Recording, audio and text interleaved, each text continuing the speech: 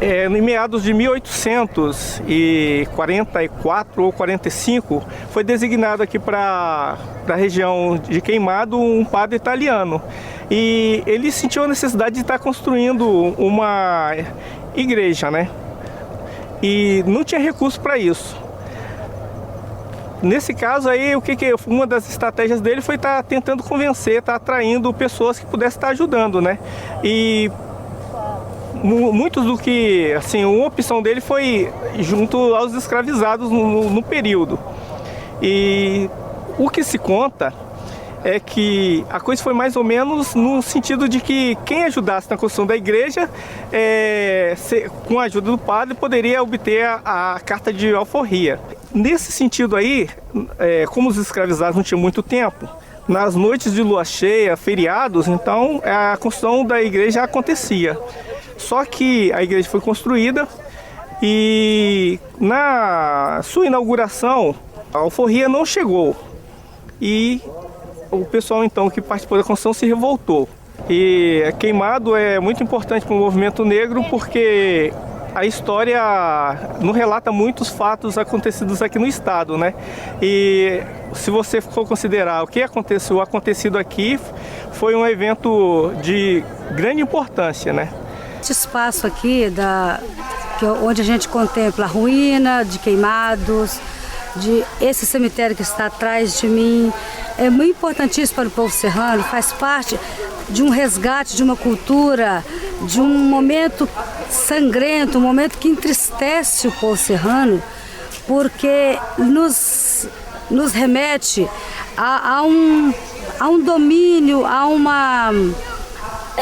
uma força que ainda existe até hoje e que já vem de longos anos, essa falsa promessa, esse poder de iludir o povo com falsas promessas, igual foi aqui, que a gente pode contemplar ali na frente nas ruínas, que um padre prometeu a carta de alforria em troca da construção do templo.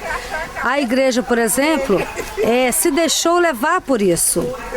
Em troca de favores, ela cobrava dos escravos uma ajuda, um trabalho que eles não tinham obrigação de fazer.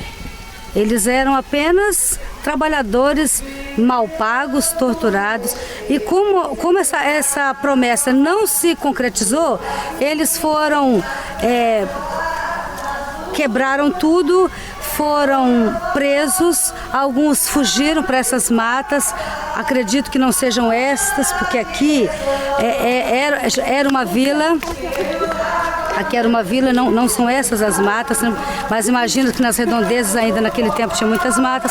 Morreram atacados por bichos, outros condenados à prisão, outros à forca, como é o caso do Chico Prego, ao qual tem uma estátua lá no centro de Serra, que não deixa que o povo serrano esqueça desse episódio. E quando a gente chega aqui é uma sensação assim de que a história se materializa na sua frente quando você vê essas ruínas que vocês estão vendo e todos podem apreciar. A insurreição de Queimado é um evento, um acontecimento que é pouco narrado na história do Brasil, né? Como a história do negro, a história dos índios, elas, nos últimos anos é que ela passou a fazer parte dos livros de história. E eu digo como, né, jovem que cresci nos últimos anos, nesse tempo, né? Hoje estou com 50 anos, praticamente eu ouvi falar de outros quilombos importantes, como foi o quilombo aqui em Queimado, nos últimos anos. A gente só lê no livro de história o quilombo de Zumbi dos Palmares, como se o Brasil tivesse só um quilombo no Nordeste, lá em Pernambuco. Minas Gerais está cheio de quilombos, Espírito Santo, Rio de Janeiro, Bahia, Alagoas, Pernambuco, todo o Brasil, Rio Grande do Sul, né? Grandes concentrações de povos africanos.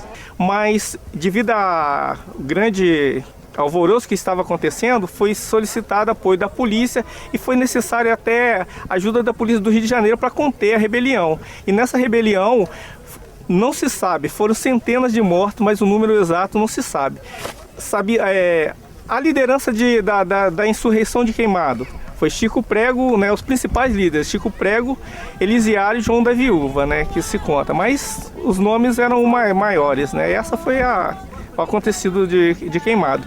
Para o movimento negro, há vários anos, há muito tempo o movimento negro, né, ele tem vindo até esse local para estar celebrando, né, o evento, né, e em memória também dos que participaram.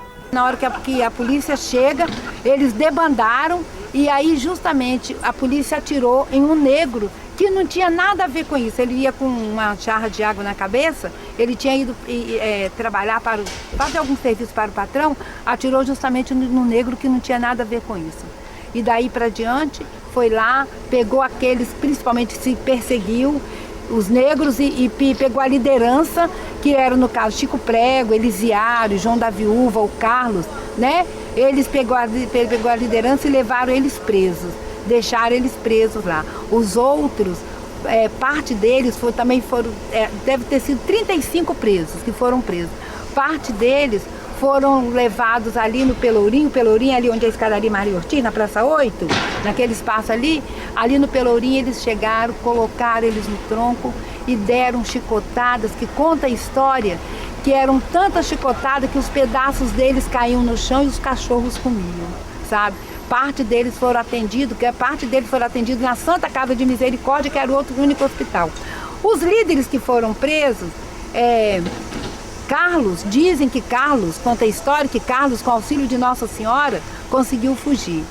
Elisiário foi condenado à morte, mas dizem que ele era mandingueiro. E aí, ele também conseguiu sair. Chico Prego e João da Viúva foram assassinados, foram mortos enforcados. Chico Prego em frente à igreja da Serra, da Imaculada Conceição, e João da Viúva aqui em Queimados. E depois foram esquartejados e distribuídos os pedaços por todos os lugares, pendurado em poste, que era o tipo que eles usavam, né, para que a população não repetisse tal ato. Nasci no estado de Sergipe, fui morar em Santos e, como eu disse, os bons ventos me trouxeram ao Espírito Santo. Moro na Serra e esse espaço aqui, para mim, é um paraíso, porque eu acredito que meus ancestrais um dia passaram aqui, um dia estiveram aqui e que eu estou procurando a história. Algumas coisas eu já sei, já consegui, outras estou buscando junto com vocês. O que simboliza isso aqui, ou representa para mim? Tudo. A terra sagrada, um espaço de luta, que lutamos até hoje. Tentamos recuperar a história, porque essa história não pode ser esquecida, porque, embora o Brasil não goste muito de contar a sua história, mas somos nós, como brasileiros, temos que resgatar. E isso aqui é uma luta que viva, que ainda continua, é um espaço sagrado.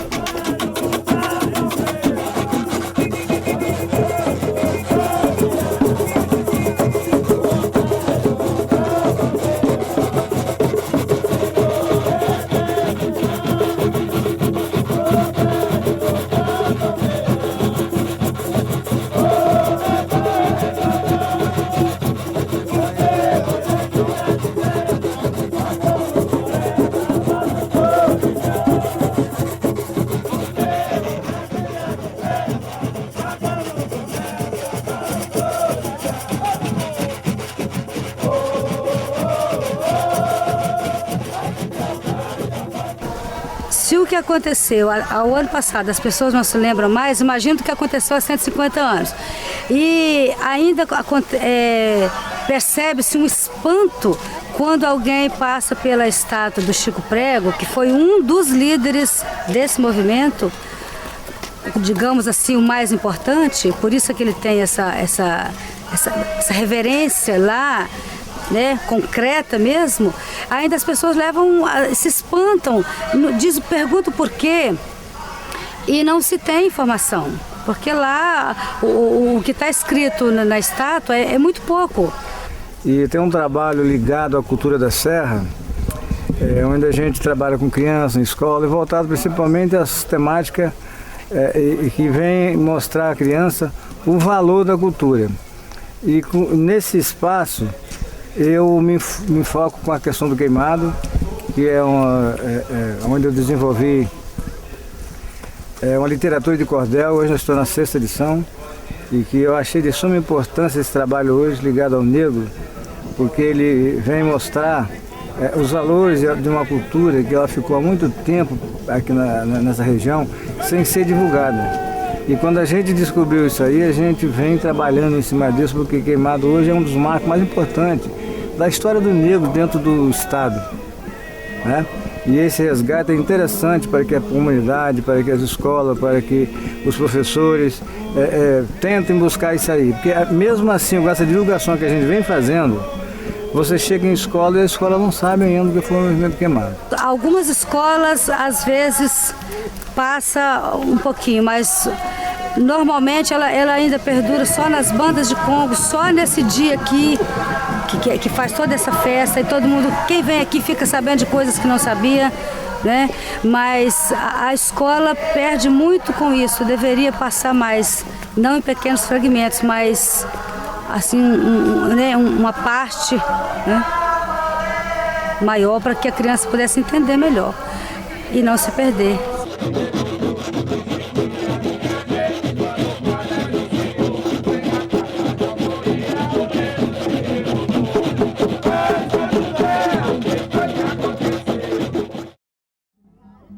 Lá vem das senzalas de ontem, lá vem das senzalas de hoje, oferta que é de sangue e suor, de um povo clamor que quer livre cantar, oferta que é de sangue e suor, de um povo clamor. Oba, oba, oba, recebeu logo nosso sonho.